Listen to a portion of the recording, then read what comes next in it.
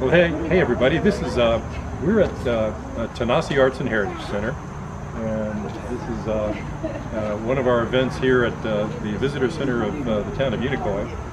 And this is actually the first event we're doing under a grant we have with the Tennessee Arts Commission. And so this is Robin Lynch, who's a blacksmither, and I guess we can call him Smith. Robin Lynch Smith, under the spreading chestnut tree, I guess that is. Anyway, he's a blacksmith, and he's going to be doing a demonstration here today for our event, for all the folks that are wanting to come and see how he does that in the old-timey way, right? So, Robin, why don't you tell us just a little bit about your operation here? Well, this is my portable setup, and basically what you have to have is you've got to have your metal. You got to be able to heat that metal up in your forge, and then you need a hammer and an anvil to shape that metal. And you've got some other tools around that you can use, like a leg vise. And I have some punches and chisels that I can use, files, to work the metal. But the bottom line is you got to be able to heat that metal, soften it up, and then you shape it with the hammer and your anvil. Sounds good. You have a streaming video that you do to show your skills worldwide. I have a channel on Twitch. If you Google the word Twitch, it's owned by Amazon, and it's a live streaming platform. And I live stream on there from the blacksmith shop about 3 times a week, more if I can. And it's basically just, I'll either be working on some projects, or I'll try to do a little, like an educational video. Most of the people who get on there and chat with me, they're asking me questions about how you do this and how you do that. So it ends up being a little learning process on blacksmithing, but it's fun from all over the world. How would they find your channel? My channel, if you Google up Twitch, when you get on the Twitch platform on their website, on their search engine, look up Rockin' Robin, and there's 2 N's in Rockin', and that'll take you to my channel. And it saves the videos for about 2 weeks from the previous streams. And like I said, I try to live stream for 2 or 3 hours at least 3 times a week. So I'm going to try to be on a more regular schedule and do like Monday, Wednesday, Friday, starting at about 7:30 in the evening to go for 2 or 3 hours. We appreciate you being here to do this event. I'm glad to be here. Carry on. All right, guys. Let me give you a little more rundown about what I've got here. This is what you would call a rivet board. It's a small portable forge.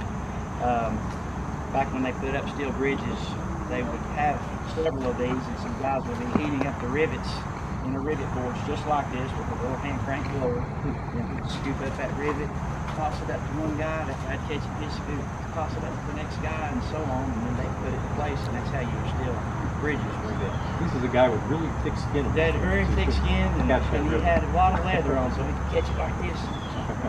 But this is called a rivet forge. It's a small portable forge. And the way a forge works is I'm using coal as my heat source. When you get your fire going, pull your coal up on that fire, and you give it air. The air comes up through the bottom of the forge. So when I'm cranking this, it's pulling air from here, sending it underneath the fire, and that charges it back up. And then it introduces the oxygen into the fire. So the layer at the bottom where that air is hitting is the hottest. And it can be up to 2,000 degrees or more right in the bottom of that fire. So you start seeing it glowing heated around 700-800 degrees, I guess. And maybe a little lower, a little less, I can't remember now. But anyway, from there on, it just gets hotter and hotter. It'll get so hot that it'll melt. So it'll melt in the forge, so you don't want to stick it all the way down in the bottom of the forge. But you want to get it hot enough so that it becomes pliable. And when it starts developing that color, the more color it has, the brighter it is. It'll go from red to orange to yellow to white yellow. And when it gets to that white yellow, it's getting close to its melting point. So you don't want to quite get it that hot. Unless you're doing some forge welding. But it's forgeable at any of those color temperatures. If you hammer on it while it's not got the heat or the color, that's called a black heat. It's still 600 or 700 degrees, and you don't want to be touching it. But it's lost its color, and you can still hammer on it, but it's losing its ability.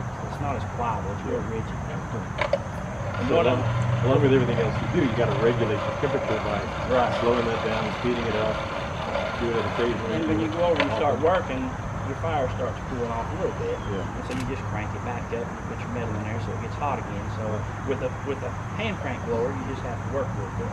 Now they make blowers that are electric, and got a little motor on it, and it'll send the air, and you control that with a little valve that'll turn the air on and off while you're working.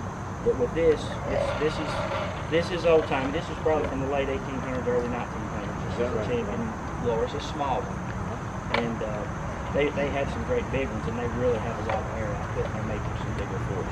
But anyway, This is your mobile outfit. So, this is my mobile outfit. so this is not the charcoal briquettes you buy. It's actual coal. That's actual coal. And there's 2 or 3 different things you can use for coal. We were talking about just plain charcoal, without the match light on it, but just plain charcoal. And you can use that, and that's probably what they had most of back in the 1700s. And they had people that was their job, was just for cut down trees, piling them up, and burn them into charcoal, so they'd have charcoal for their forges and their furnaces. The coal, there's anthracite and bituminous. Now this is anthracite coal, which is the kind that they have down at Tractor Supply. It's early. It's a seasonal thing. They have it for, from October through February maybe. And it's not a blacksmith's favorite coal, but coal is getting harder to find. So around here especially, so it's easier for me just to run down there and use that anthracite coal. The bituminous coal, it's a higher quality metallurgical coal. It's what most blacksmiths look for. It doesn't have as much impurities in the coals. There's mainly carbon, but then there's silicas and sulfurs and things that are in coal that burn off that are not part of what you need to do blacksmithing. So this doesn't have as much of the sulfurs in it. It's not making any smoke, but it does have a lot of shale and things in it that'll settle down and make clinkers in the bottom. And a higher quality coal doesn't have as much of that waste product. It's just more carbon. There's actually a place up in Grundy, Virginia. There's a few veins of coal in that area that are what they call a high quality metallurgical coal. And one of the companies was called Jewel Smokeless. It was a coal that burned real hot. It didn't have a lot of smoke because it was so pure. And they make what's called coke out of that. And coke is a high quality coal that has been charcoaled down, and all those impurities are burned off of it. And it's just like this. It doesn't make any smoke. But it's about pure carbon, and it burns really hot. And they use that. You can use it for blacksmithing. That's my favorite. But they use it for making steel. That's one of the ways they put carbon into the iron is by using that coke. I don't know that process, but I think that's what they use. My son and I were in West Virginia one time, and we came across a place that had coke ovens that had been used way back in the day, and it was all abandoned. But you could actually kind of physically go in them. They were huge. Yes, it's quite neat. Yeah, it was neat. They've got them up in, I want to say they have them in Indiana, maybe, in Ohio. There are some other coke ovens, and then out west in Wyoming, I think there's a lot of nice coal out there. But anyway, so that's the fuel that I use. Now, a lot of guys use propane forges, and they're portable too. They're 70 pounds, about that big. They have fire bricks in them, and they use propane. So you can regulate the heat on that a little bit easier. I think you can. I haven't used them that much. But I know the knife maker guys, they like those propane forges because they don't burn up their steel when it's easier to get it too hot in a coal fire than it is in a coal. They're very easy. Yeah. So there's a little bit of an art to using the coal depending on what kind of stuff you're trying to make. Now the stuff I make, like what's on a table, I like to make cooking tools, fire pit tools, hooks to hang stuff on. I like to make coat racks, hook racks. Here lately I've been making a lot of pot racks to hang suspend from the ceiling over the islands. I've made several of those, and that's fun because I can make those a little more artsy. And that's the part of it that I like is be a little more creative with it. So, but I like making the functional stuff. Well, good deal. Thank you. Well, yeah. All right. Well, I'm going to heat up a piece of metal. I'm going to start with this is what you call bar stock. Just picked up some today. There's a place down in Morristown that I get it from called East Tennessee Steel Supply. They send a truck up every day, and they supply your manufacturers or your we call it Allied Metals. Follow him. Let's see. I think that's what it's called. These manufacturers, fabrication places that do all of the steel, making hoods or whatever. So they deliver all that steel up here, and so they're kind enough. I get a small little bit every now and then, but they're kind enough to bring that up here and they'll drop it off on their way back home. So that's where I get my steel from, and it comes in 20-foot lengths. This is a piece of 1/4 inch round. piece of 1/4-inch square. Alright, so you can put round bar, square bar, flats. I didn't bring any sheet metal, but you can get 4x10 sheets of anything from something almost paper thin all the way up to, you know, an inch or two thick, I guess. But I don't use a whole lot of that stuff. I do make some shovels and some ladles, and those are made out of some sheet steel. I think 16 gauge sheet steel is what I get for that. So that's what you start with. Right? Now, depending on what you're wanting to make, now, I'm going to try to make just a little J hook out of this pretty fast, so it makes for a good little intro demo piece. So what you do is you just want to heat that up in the fire. Now, like I said, you don't want to put your rod down in the fire this way, because down in the bottom, that's where it's really hot. So you want to lay it in kind of at like that, so that it's in the middle layer of the heat. And it'll take a second or two, but it'll start soaking up that heat and it'll start glowing. And when it does, it's ready to be hammered. Now, this is what I use is called mild steel. It doesn't have a lot of carbon content. What they had in the old days, real wrought iron, was just pure iron. It was soft. It was a lot softer than even this. But this is what they have today, and it's called mild steel. And I can't remember the number on it, but it's got a small amount of carbon in it. When you're making something like a hammer or a hatchet or a knife, you're going to use something that's got more carbon and some other elements in it too, for those strengthening qualities and sharpening qualities that it has. But this is mild steel.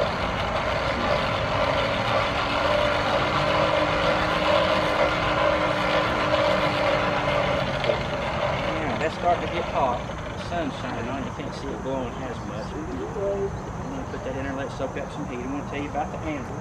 Okay, this is an English style anvil. This one is a Swedish anvil. I think it's called coleslaw. And but anyway, this is a Swedish anvil. The top of this anvil right here, this is a steel plate, but it's hard steel. And the rest of it is a little softer. It's probably been poured, it's molded, or some kind of mild steel. This is a piece of plate steel. The top of it's called the face. Alright. There's two holes. There's a round hole right here, and then there's a square hole. Now, this round hole, you can use that for taking a rod like that and bending it. What I use it for is if I'm making hinges and I want to punch a hole, you heat the metal up, hold it right here, and you punch one side, and you punch through the other side, pull it over here, and you knock a little divot out in the middle that leaves a hole. So you punch holes, and that's what I use that for. This square hole is called a hardy hole. That's made for holding handle attachments, or hardies. And it's square so that they won't roll around while you're using them.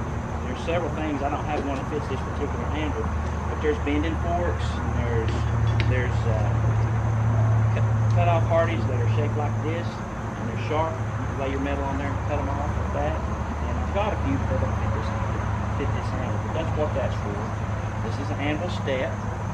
There's no plate steel right there, so that's a little bit softer. So when you're cutting something with a top chisel, you want to cut it right there. That way you don't damage your chisel, or you don't take a chance on putting a little gap in the face of your tool steel on your face of your hand. And this is the horn of the handle, and that's for rounding pieces. So right now I'm going to use the horn or the face and the horn of the handle to make this hook. Yeah, that's good. That's got some color to it.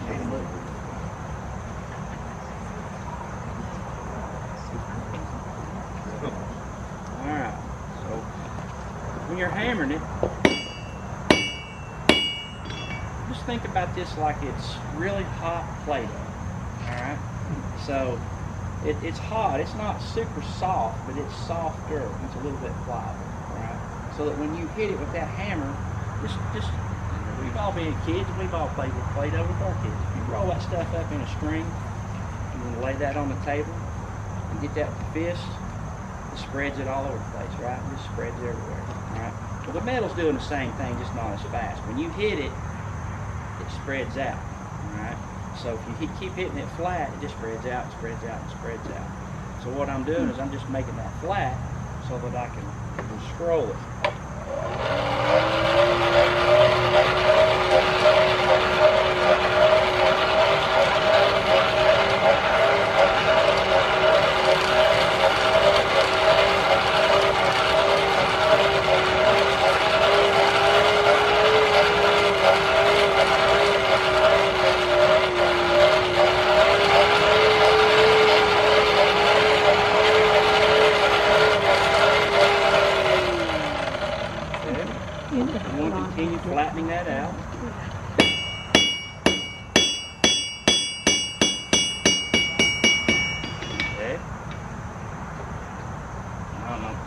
able to see that from all the way back there. But that's flattened it out and spread it from side to side. Alright. Flattened it, spread it out. Now what I'm going to do is heat that up and start me a little curve. Okay.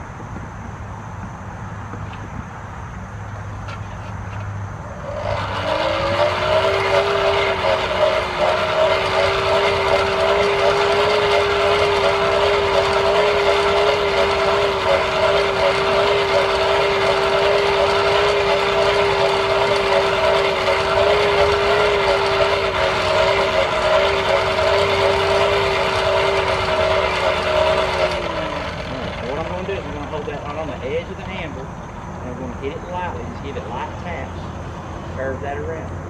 So I've got it curved a little bit. I'm going to flip it over and I'm going to get it back in towards my hand and get that curl to scroll back around into its center.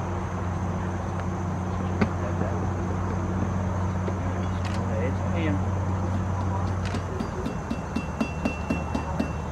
Okay, scroll it back.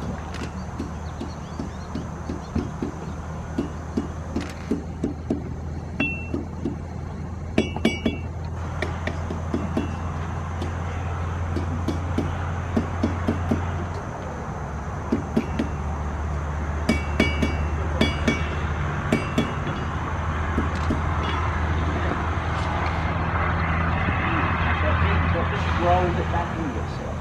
Okay? That's going to be the little J end of my hook. That's the part that'll be sticking out from the wall. That's just a little decorative finial end, whatever you want to call it, on the end of that hook. So the next step is to take this hook, or this rod, I'm going to heat it up about 3 or 4 inches here. The metal bends and moves where it's the hottest or the thinnest. Okay, so where I've hammered that out is good and thin.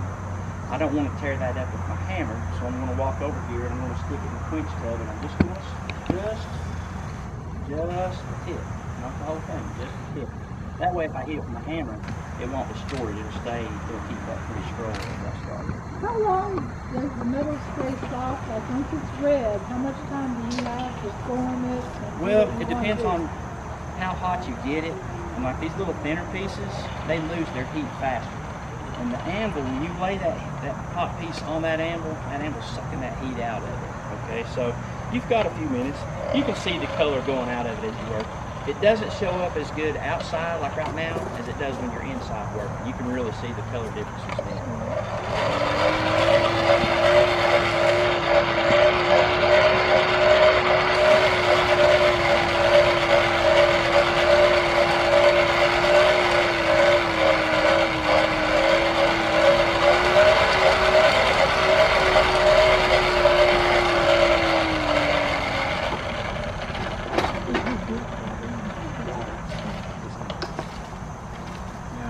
Set of tongs because I forgot my shovel.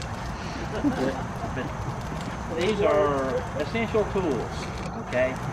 In an old blacksmith shop would have had hundreds of these tongs in there. They had them for every shape and every kind of thing you can imagine.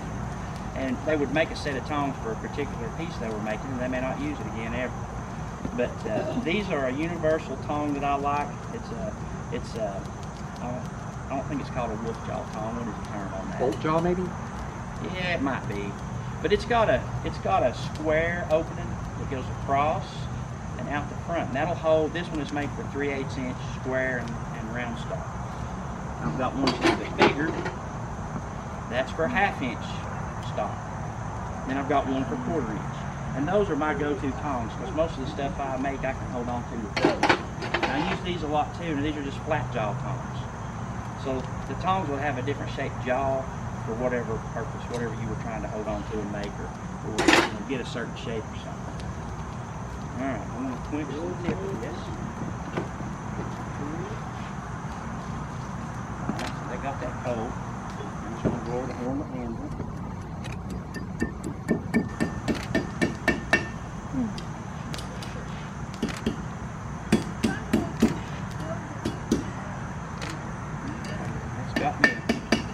Got me a good start on a hook.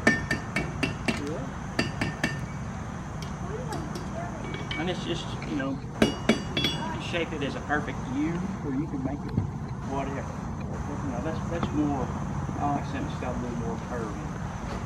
But that can be the bottom of an extension. But what I'll do is I'll quench this so it's cold enough for me to handle, and I'll make another one at this end. I'm going to put a different kind of curl on it. Instead of flattening it, I'm going to do what you call drawing out, and that's another really important blacksmith technique that is essential to learn how to do so that you can understand how the metal moves. I'm going to heat up that end. Now that went from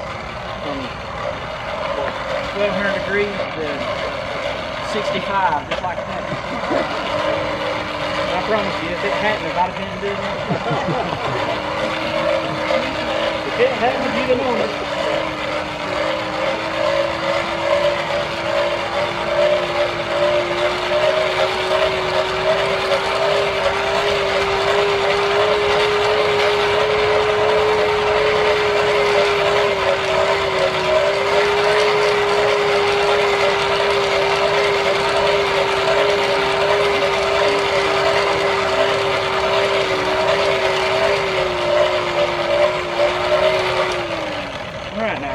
Showing you, the first thing I did there was flattening that steel out.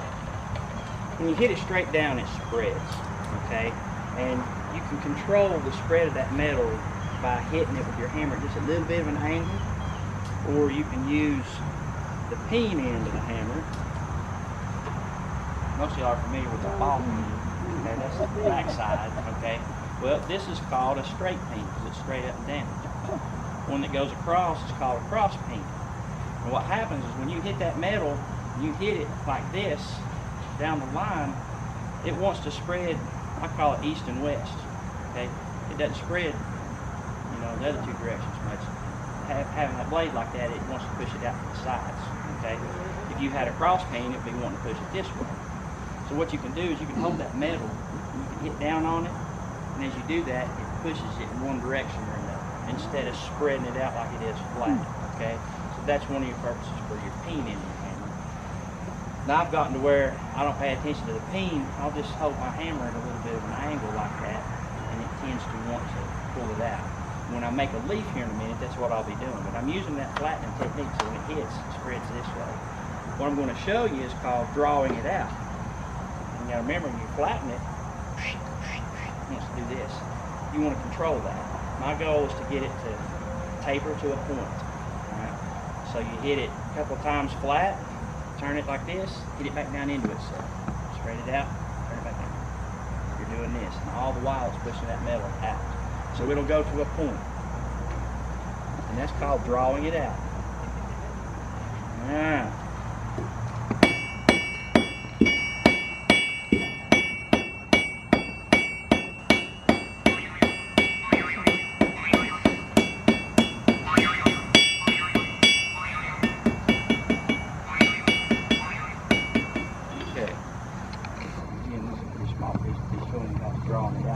See how that's coming to a hit. Can you see that back there?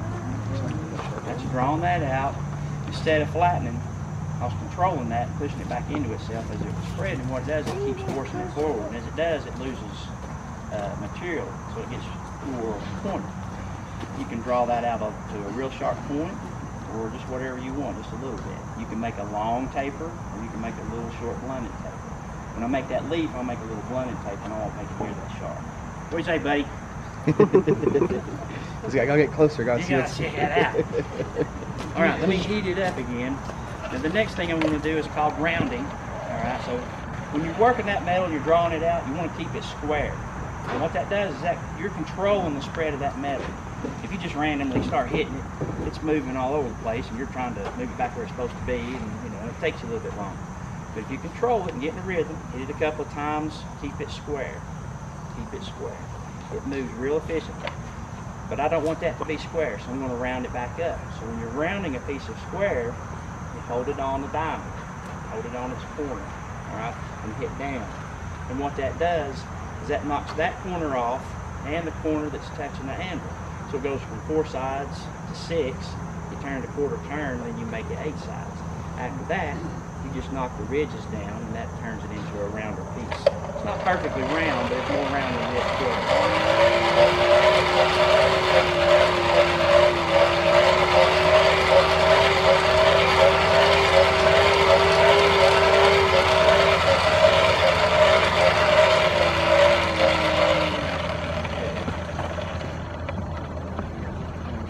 it on a diamond.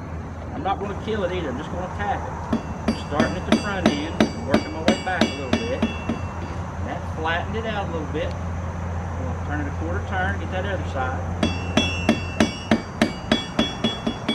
Alright, now I'm just going to go down the edge.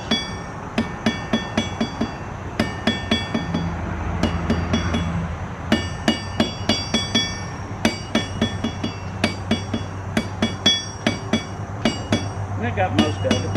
It's still got some hammer marks in it. It's hard to get it perfect, but now when you're making this stuff by hand, most people won't see it. That's rounded it up. It's got some little hammer marks on it, so it looks handmade. Now I'm going to go in here and I'm going to do this scroll again, but I'm going to make a little small one. I call that my Dairy Queen curly kid. Alright, let's heat it up.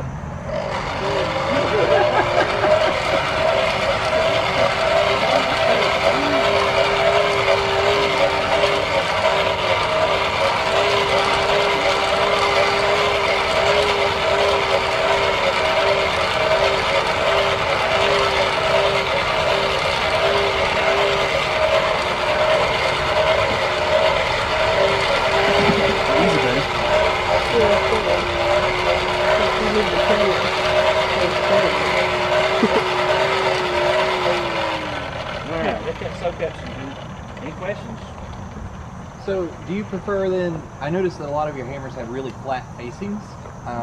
Do you prefer that flatter face hammer over like a rounding style hammer with a squash ball profile, or is that something Depends that's on more what I'm toward a traditional blacksmith? That's just something I don't go.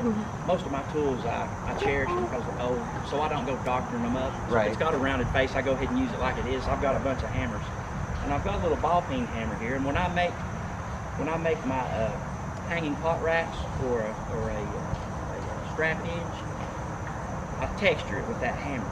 I've got a particular ball peen that's got a more rounded face, and it just leaves a prettier set of hammer marks on there, so that it's more, I don't know, it's just an artistic thing. And I've tried it with different hammers, and sure enough, depending on the hammer you use, you'll have a different looking pattern on it. So, Right. so this is just, I'm more into the weight. This is just a comfortable weight for me, 'cause Gotcha. it's not too heavy. All right, I'm going to roll this over the face of the handle like I did before.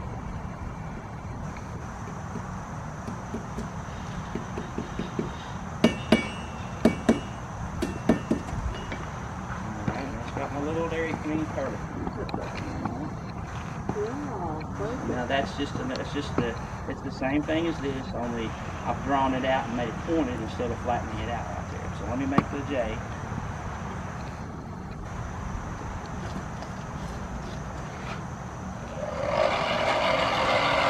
I've used that one so much it's starting to get a left-sided slope on it where I've hammered that one side so much.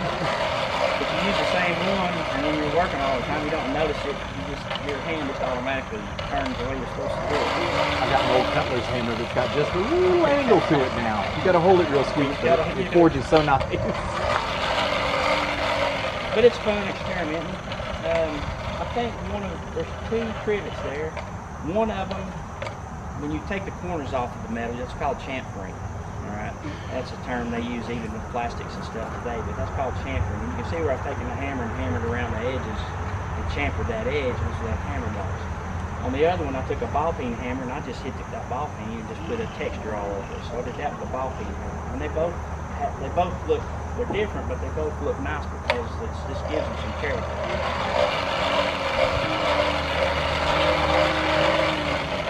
Alright, I'm going to quench that tip again. Let's pull that off where I want to tear it up. I can actually use that now to pull my hook around if I want to.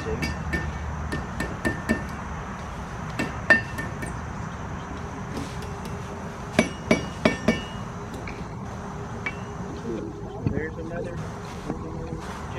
And I got that one fairly straight. I can't believe I got that one. I was hoping I would do it one side or the other. To fix that, let's say it was shaped like a C. I'm going to do it anyway. I'm going to show you how to use that leg vise. I'll talk about that leg vise a little bit. But that'll be a nice, I mean, that can be an extension to it. They can use those here to hang a plant off of and have it hanging down to where it's off one of these high ceilings you get where it's water. I make a lot of those hooks. well, not just the reenactors, it started out with the reenactors, but I've had a lot of people asking me to make cooking stuff, for campfire cooking and all, and they use a lot of S-hooks on those tripods to hang their coffee pots and just all that stuff. So I make a lot of these S-hooks of all different sizes and thicknesses. Iron skillets and everything. Do what? To hang an iron skillet? Yeah, hang iron skillet, just all that stuff. It's just, the cooking tools are just really popular right now.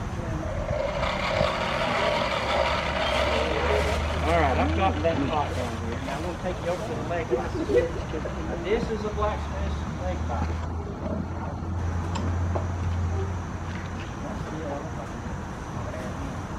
Hot enough now where I can twist it around.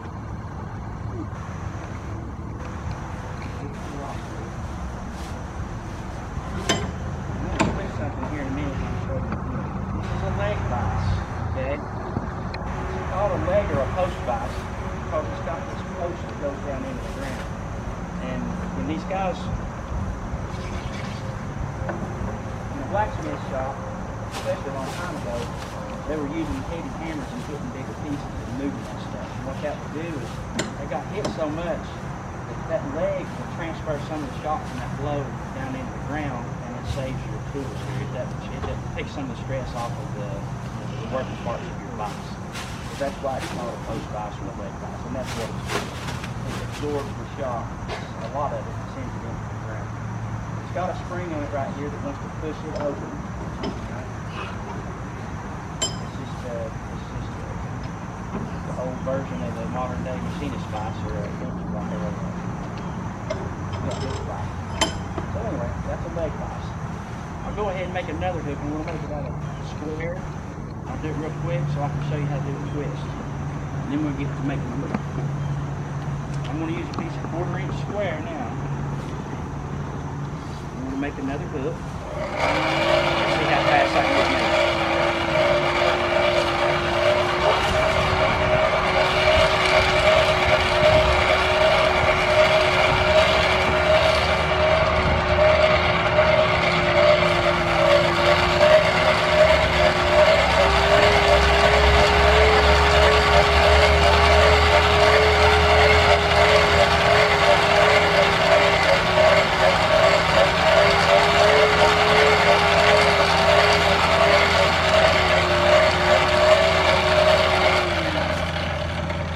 I didn't say it earlier. My forge, my shop, is on my parents' farm at Farmhouse Gallery and Garden, just down the road here, about 3 or 4 miles here in Newport. And I'm in there most of the time, and we're open most of the time. If y'all want to come by, I may be in there working. You get a hold of me, I'll try to be working if you're going to come by. All fine. All right, let me hammer out a hook. I'm juggling.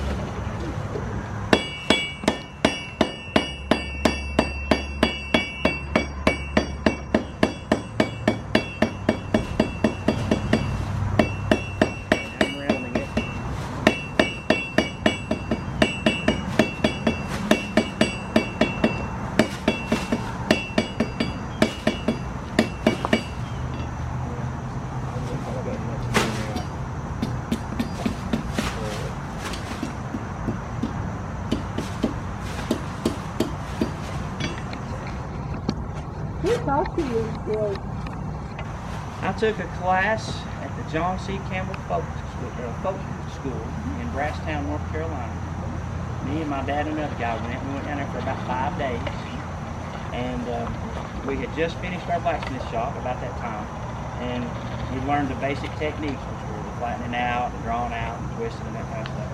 And then when you come back, it's just a matter of just practice. And make a lot of mistakes and learn from your mistakes. How many years have you been doing it? What's that? How many years have you been doing it? Let's see, not quite 20 years. We took that class in 2002. All right, good.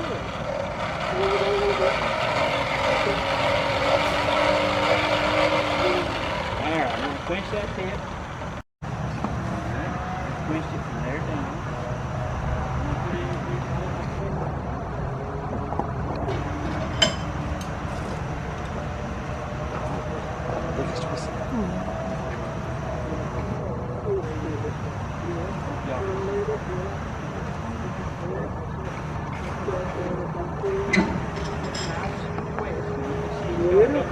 legs in it. Dog leg Lynch, that's my nickname. But I can fix that. Okay, I can fix that. It's real easy to fix. If I had brought a set of, I've got an adjustable wrench with a handle on each side. When you're twisting, you can keep that pressure even like this. Then it doesn't do that as bad. When you're just using one side, it moves down and wherever you're putting pressure on. But I can stick that in the jaws of the vise, squeeze it together, and you guys will be able to see it a little bit easier. You'll see it start straightening back out. And that's where it's soft and pliable, and just, the jaws squeeze it. One of the things you don't want to do, to straighten that out on something else, you might put it on the anvil and hammer it out and knock the humps out of it. But if you do that where you've twisted, you're going to put little divots all over your twist, and it really shows up. So you don't want to do that so much on a twisted piece.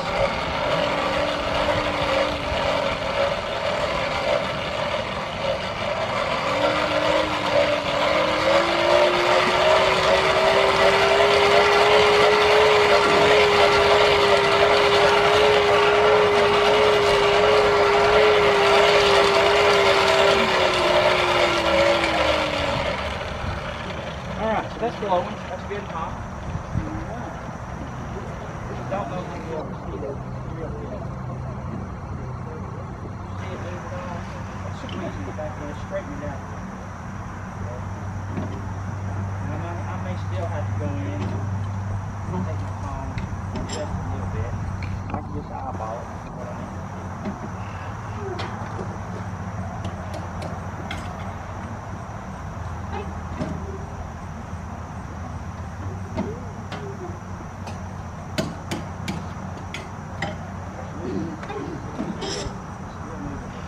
That took a lot of it out.